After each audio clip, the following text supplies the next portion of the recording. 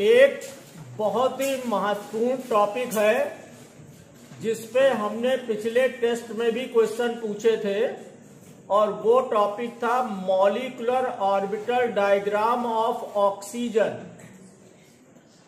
जब तक ऑक्सीजन का मॉलिक्यूलर ऑर्बिटल डायग्राम ज्ञात नहीं था तब तक यही माना जाता था कि ऑक्सीजन एक डायामैग्नेटिक मॉलिक्यूल है, लेकिन ऑक्सीजन वास्तव में एक पैरामैग्नेटिक मॉलिक्यूल होता है।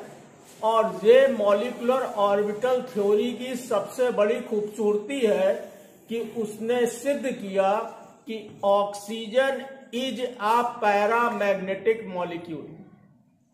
तो हम लोग के कोर्स में ऑक्सीजन का मॉलिक्यूलर ऑर्बिटल डायग्राम बनाना है और फिर मॉलिक्यूलर ऑर्बिटल डायग्राम की सहायता से बॉन्ड ऑर्डर निकालना है और मैग्नेटिक मूवमेंट निकालना है। मैग्नेटिक मूवमेंट ये बताएगा कि मॉलिक्यूल पैरामैग्नेटिक है, डायामैग्नेटिक है, या उसका मैग्नेटिक मूवमेंट कितना है। और बॉन्ड ऑर्डर ये बताएगा कि दोनों एटम के बीच में कितने बॉन्ड मौजूद हैं, the bond between two atoms. तो मॉलिक्यूलर ऑर्बिटल डायग्राम बनाने के लिए हम लोग सबसे पहले दो लाइन खींचेंगे, बिल्कुल स्ट्रेट लाइन, एक दूसरे से दूरी पर, बिल्कुल सीधे स्केल की सहायता से हम लोग दो लाइन खींचेंगे।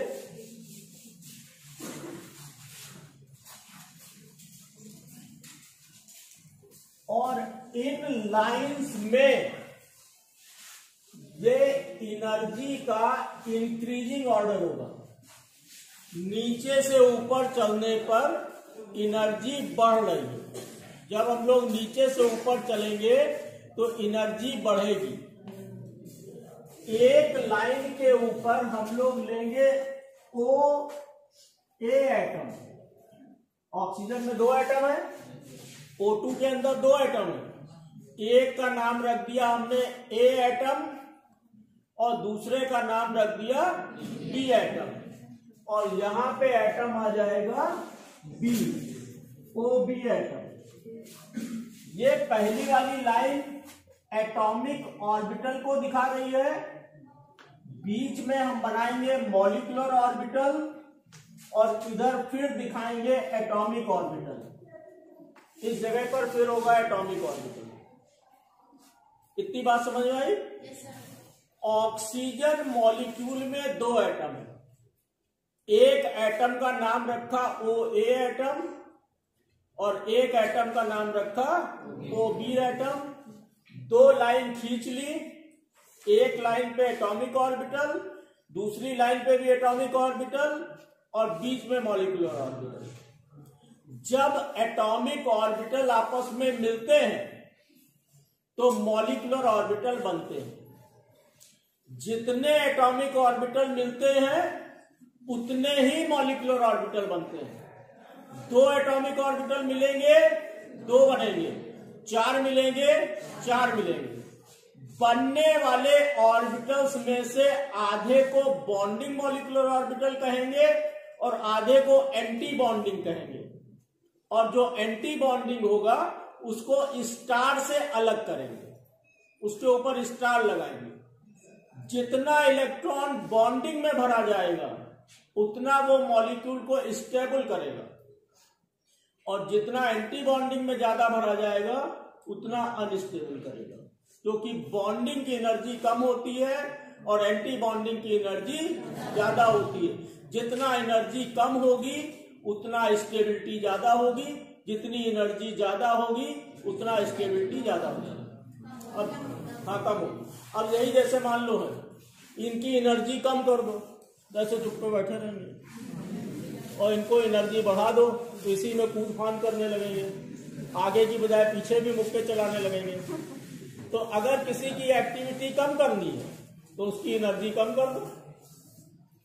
तो यहां पे जब OA एटम की बात करेंगे तो पहला होता है 1s, सबसे पहला एटॉमिक ऑर्बिटल क्या होता है 1s, इसके ऊपर का होता है 2s और उसके ऊपर का होता है 2p। यही 3 एटॉमिक ऑर्बिटल ऑक्सीजन एटम में होंगे। Same condition OB, same line, कोई अंतर नहीं, 1s उसके ऊपर 2s और इसके ऊपर 2p।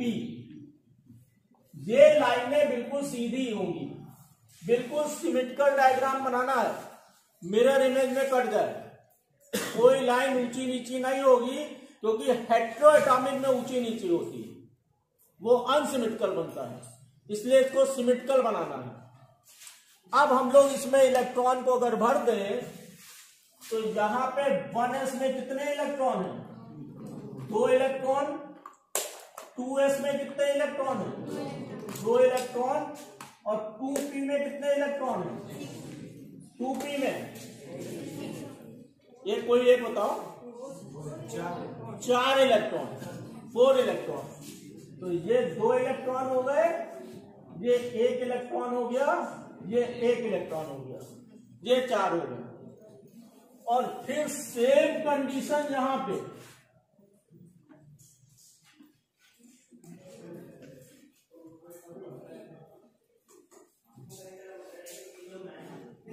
अब एक चीज ध्यान रखना कि 2 अगर इधर भरे हैं तो 2 उधर ही भरना, सिमेट्री बनाने के लिए। तो इतनी चीज समझ में आई, इतनी समझ में आई, कोई दिक्कत इसमें? अगर हम C2 के लिए बनाने को कहें तो इसी तरह से इतना काम कर सकते हैं। C2 में भी Ca लिखेंगे, Cb लिखेंगे, 1s1 लिखेंगे, 1s2 लिखेंगे, 2s2 लिखेंगे, 2p2 लिखेंगे। अगर नाइट्रोजन होगा तो 2p3 हो जाएगा, फ्लोरीन होगा तो 2p कितना होगा 5, 2p5। तो किसी में भी हम लोग लिख सकते हैं। ऑक्सीजन हमने बेसिक स्ट्रक्चर लिया है, इसकी सहायता से कोई अन्य भी बना सकते हैं। अब ध्यान से देखो, जब 1s और 1s आपस में मिलेगा तो 2 मॉलिक्यूलर ऑर्बिटल बनेंगे, वो बॉन्ड होगा सिग्मा। 1s और 1s के मिलने से कौन सा बॉन्ड बनता है सिग्मा बॉन्ड, जो कि एंड टू एंड ओवरलैपिंग से बनता है। सिग्मा का मतलब एंड टू एंड ओवरलैपिंग और पाई का मतलब साइड वाइज ओवरलैपिंग। सिग्मा का मतलब एंड टू एंड ओवरलैपिंग और पाई का मतलब साइड वाइज ओवरलैपिंग। तो जो पहला ऑर्बिटल है 1s और 1s, तो उसमें जो भी बनेगा that will be A sigma bond, तो उसका नाम होगा सिग्मा 1s। सिग्मा बना है और 1s से बना है, और जो उसका एंटी बॉन्डिंग होगा वो सिग्मा स्टार 1s। तो इससे 2 बनाएंगे, एक लाइन ऊपर खींचेंगे इस जगह पर और एक लाइन उतनी ही दूरी पर नीचे खींचेंगे। हमारे पास स्केल नहीं है तो ऊपर नीचे हो सकता है, तुम्हें बिल्कुल सिमेट्रिकल बनाना है। और इसको यहां से मिला देंगे और इसको यहां से मिला देंगे, एक ऑर्बिटल यहां पे और एक ऑर्बिटल यहां पे। नीचे वाले का नाम रखेंगे सिग्मा 1s, इसका रखेंगे सिग्मा स्टार 1s। कुल 4 इलेक्ट्रॉन है दोनों को मिला के, 2 को नीचे भर देंगे, 2 को ऊपर भर देंगे। इलेक्ट्रॉनों की फिलिंग हुंड के नियम और पाउली के नियम से होगी। हुंड का नियम कहता है कि वो जो है वो आउटबाउ का नियम, हुंड का नियम उन दोनों से होगी, पाउली नहीं, पाउली क्वांटम नंबर। आउटबाउ नियम कहता है एनर्जी के बढ़ते हुए क्रम में भरेंगे, और पाउली वो हुंड कहते हैं कि सिंगली भर देंगे तब पेयरिंग शुरू करेंगे। तो वो दोनों नियमों का पालन करेंगे। इलेक्ट्रॉन की filling according to Aufbau rule and according to Hund rule, according to Hund rule. तो वो नियम ये कहता है कि अगर एक इलेक्ट्रॉन होता तो हम लोग यहां भर देते, अगर दूसरा इलेक्ट्रॉन है तो यहां भरेंगे, अगर तीसरा इलेक्ट्रॉन है तो यहां भरेंगे, चौथा इलेक्ट्रॉन है तो यहां भरेंगे। जैसे मान लो H2 का बनाना होता, H2, तो यहां पे एक होता, यहां पे एक होता, कुल दो होते, दोनों यहां भर देते। अगर H2 प्लस बनाना होता तो एक यहां होता, यहां कोई नहीं होता, या यहां एक होता, यहां कोई नहीं होता, और एक होता वो यहां भर देते। इसी तरह से मान लो He2 का बनाना होता तो दो यहां होते, दो यहां होते, दो यहां भरते, दो यहां भरते। He2 प्लस का होता तो दो यहां होते, एक यहां होता, दो यहां होता, एक यहां होता। हुंड का नियम और आउटबाउ का नियम, दोनों नियमों का पालन करते। अब ये दोनों इतना समझ में आया, सिग्मा 1 है, सिग्मा 1 स्टार। अब 2 में आ जाओ, तो 2 में जब बात करेंगे तो फिर ये दूरी लगभग बराबर रखना, सब स्केल से बनाना। ये यहां पर ये दूसरा ऑर्बिटल और ये तीसरा, यहां पे सिग्मा 2s और यहां सिग्मा स्टार 2s। क्यों किया ऐसा? क्योंकि बॉन्ड फिर वही सिग्मा बना और 2s से बना, सिग्मा बना और 2s से बना, तो सिग्मा 2s और सिग्मा स्टार 2s। और उसी तरह से इलेक्ट्रॉनों की फिलिंग, दो इलेक्ट्रॉन यहां पे और दो इलेक्ट्रॉन यहां पे। अब अगर कार्बन भी बनाना होता तो ये चारों ऐसे ही बनते। अगर नाइट्रोजन बनाना होता तो ये चारों ऐसे ही बनते, फ्लोरीन बनाना होता है चारों ऐसे ही बनते। अब P में चलो, P की बात करो। P के अंदर छह हो गए टोटल, 3 इधर के और 3 इधर के। तो जब 6 मिलेंगे तो 6 बनेंगे, 6 ऑर्बिटल मिलेंगे तो 6 ऑर्बिटल बनेंगे। और 6 में से 2 तो होंगे सिग्मा के और 4 होंगे पाई के। 2 सिग्मा में एक सिग्मा नॉर्मल और एक सिग्मा स्टार, और पाई के 4 में 2 पाई नॉर्मल बॉन्डिंग वाले और 2 एंटी बॉन्डिंग के, 2 एंटी बॉन्डिंग के। तो सबसे नीचे सिग्मा, उसके ऊपर पाई, उसके ऊपर पाई। ये इधर से जुड़ा होगा, ये इधर से जुड़ा है, ये ऐसे जुड़ा है, ये ऐसे जुड़ा है। एक ऑर्बिटल यहां, एक ऑर्बिटल यहां, एक ऑर्बिटल यहां। ठीक, इसका नाम रखेंगे सिग्मा 2px। समझ में आया? सिग्मा बॉन्ड है, 2p से बना है, और 2p में 3 होते, x y z। पहला वाला लिया है इसलिए x लिया है। तुम अगर y लिख दोगे तब भी गलत नहीं है, z लिख दोगे तब भी गलत नहीं है, क्योंकि तीनों एक दूसरे के रिस्पेक्ट में है। एक x है, एक y है, एक z है। अब इस वाले का पाई 2p y, पाई बॉन्ड है, 2p का है, y ऑर्बिटल है। और इस वाले का पाई 2p z। और जब ऊपर चलेंगे तो फिर वही कंडीशन ये हो जाएगी, एक यहां पे, एक यहां पे, एक यहां पे। इसका नाम होगा पाई स्टार 2py। इधर वाले से सिमेट्री करने के लिए किया। और पाई स्टार 2pz और sigma star 2px, sigma star 2px। तो ये नीचे वाला है सिग्मा 2px, पाई 2py, पाई 2pz pi star 2py, pi star 2pz, sigma star 2px। ये ऑर्बिटल हो गए।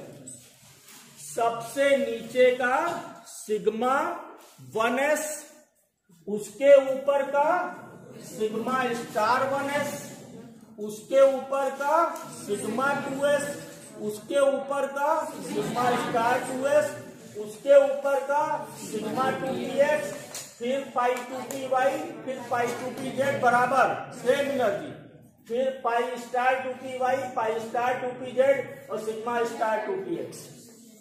अब हमारे पास p में इलेक्ट्रॉन कितने हैं? कितने इलेक्ट्रॉन? तुम बताओ।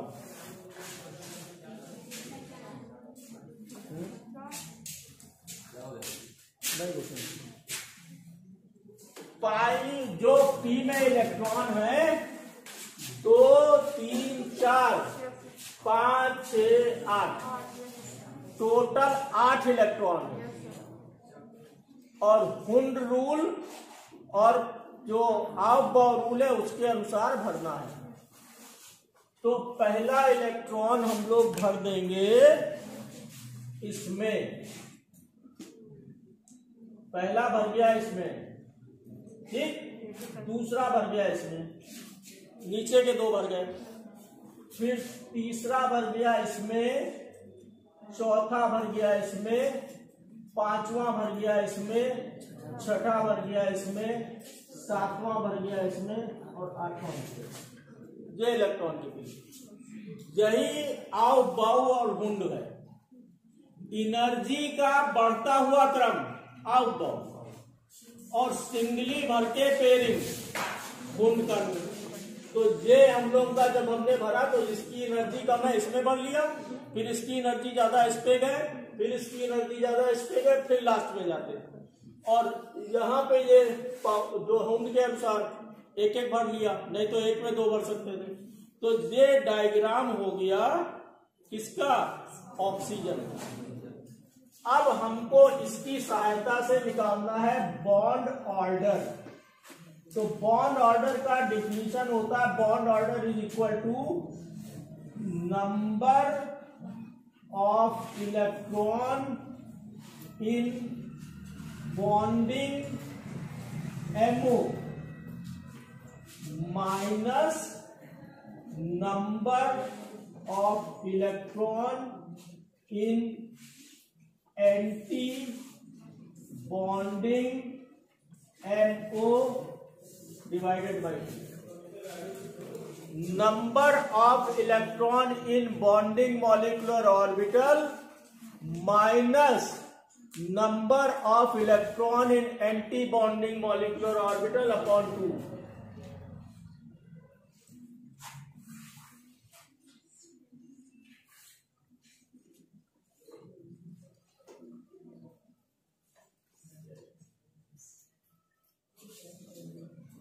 ठीक, फॉर्मूला याद हुआ? बॉन्ड ऑर्डर का मतलब bond between 2 atom and its formula is number of electron in bonding molecular orbitals minus number of electron in anti-bonding molecular orbitals upon 2। अब ये देखो बॉन्डिंग में पहले बॉन्डिंग के गिनते हैं। ये बॉन्डिंग इस पे टिक लगाया 2, ये बॉन्डिंग इस पे टिक लगाया 4, ये बॉन्डिंग इस पे टिक लगाया 6, ये बॉन्डिंग इस पे टिक लगाया 8 और ये बॉन्डिंग इस पे टिक लगाया 10। तो इट इज इक्वल टू 10। अब एंटी बॉन्डिंग जिसमें डबल टिक लगा रहे हैं,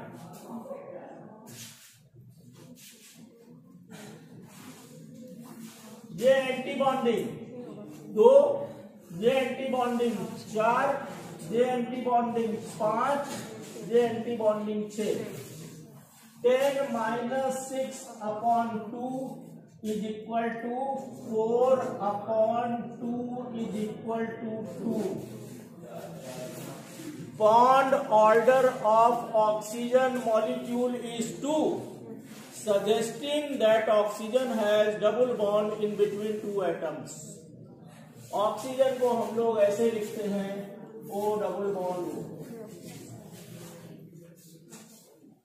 O डबल बॉन्ड। अब ये लाइन नहीं होती है, ये इलेक्ट्रॉन क्लाउड होता है। जितना ज्यादा बॉन्ड ऑर्डर उतना ज्यादा इलेक्ट्रॉन क्लाउड, और जितना ज्यादा इलेक्ट्रॉन क्लाउड उतनी ज्यादा स्टेबिलिटी। जितना इलेक्ट्रॉन क्लाउड होगा उतनी ज्यादा स्टेबिलिटी। अब जैसे मान लो इसको 2 रस्सी से बांध दो और 10 रस्सी से बांधो, तो 10 से बांधोगे तो ज्यादा मजबूती से बनेगी, तो उसको तोड़ने में ज्यादा मेहनत करनी पड़ेगी। तो कहीं पे बॉन्ड ऑर्डर 2 आ गया, कहीं पे बॉन्ड ऑर्डर 3 आ गया, तो 3 का मतलब इलेक्ट्रॉन क्लाउड ज्यादा, इलेक्ट्रॉन क्लाउड ज्यादा का मतलब ब्रेक करने में ज्यादा एनर्जी, और ज्यादा एनर्जी का मतलब कि बॉन्ड मोर स्टेबल। तो इस तरह से बॉन्ड ऑर्डर निकाल लेंगे। और दूसरी चीज निकालते हैं मैग्नेटिक बिहेवियर। मैग्नेटिक बिहेवियर का मतलब होता है पेयर्ड या अनपेयर्ड इलेक्ट्रॉन। अगर सारे इलेक्ट्रॉन पेयर्ड हैं तो कंपाउंड डायामैग्नेटिक होगा, और यदि अनपेयर्ड इलेक्ट्रॉन है तो पैरामैग्नेटिक होगा। और जितने ज्यादा अनपेयर्ड इलेक्ट्रॉन है उतना ज्यादा पैरामैग्नेटिक होगा। More unpaired electron more will be magnetic movement, क्योंकि मैग्नेटिक मूवमेंट का फॉर्मूला है √n+2, where n is equal to number of unpaired electrons. Mu effective होता है magnetic movement. Mu effective is equal to √n+2, √n small bracket में n+2, where n is equal to number of unpaired electron. अगर एक unpaired electron होगा, value निकालोगे 1.73 bore magnetron के करीब आएगी। 2 निकालोगे, 2 होंगे अगर 2.83 आएगी। 3 निकालोगे 3.6 3.7 के करीब आएगी। 4 से निकालोगे 4.67 के करीब आएगी। 5 निकालोगे 5.8 5.7 के करीब आएगी जब एग्जैक्ट वैल्यू से कैलकुलेट करोगे। तो अब इसमें कितने अनपेयर्ड इलेक्ट्रॉन है? It has 2 unpaired electron, hence this molecule is a paramagnetic molecule. It means it will behave as magnet. अब मान लो हमको दिया गया O2+ का मॉलिक्यूलर ऑर्बिटल डायग्राम बनाओ। एक इलेक्ट्रॉन यहां कम कर देना, एक इलेक्ट्रॉन यहां कम कर देना, बॉन्ड ऑर्डर निकाल लेना, अनपेयर्ड इलेक्ट्रॉन निकाल लेना। हमको दिया गया O2+, 2 इलेक्ट्रॉन कम कर देना, 2 यहां, एक यहां कम कर देना, एक यहां कम कर दिया, 2 ऊपर कम कर दिया, बॉन्ड ऑर्डर निकाल लेंगे। O2-, 1 बढ़ा देना, O2 डबल माइनस 2 बढ़ा देना, तो ये 5 का सेट है। O2, O2+, O2 double plus, O2 minus, O2 double minus. कभी कभी इसमें जो है कंपैरिजन भी पूछा जाता है कि किसमें बॉन्ड ऑर्डर ज्यादा है, कौन ज्यादा स्टेबल है, किसका मैग्नेटिक मूवमेंट ज्यादा है, किसमें कितने अनपेयर्ड इलेक्ट्रॉन है। तो ये सारी चीजें हम लोग की हो गई ऑक्सीजन का मॉलिक्यूलर ऑर्बिटल डायग्राम, जिसकी तरह से अन्य का मॉलिक्यूलर ऑर्बिटल डायग्राम भी हम लोग बना सकते हैं। सर आपने बताया कि इसका बॉन्ड ऑर्डर ज्यादा होगा उतना ही ज्यादा कंपाउंड स्टेबल होगा। सर अभी तक हम लोग पढ़ते आ रहे हैं कि सिग्मा बॉन्ड सबसे ज्यादा स्टेबल होता है, फिर डबल बॉन्ड, फिर ट्रिपल बॉन्ड। लेकिन सर अगर मैं बॉन्ड ऑर्डर के हिसाब से देखते हैं तो फिर ट्रिपल बॉन्ड सबसे ज्यादा स्ट्रांग होगा in comparison to sigma bond.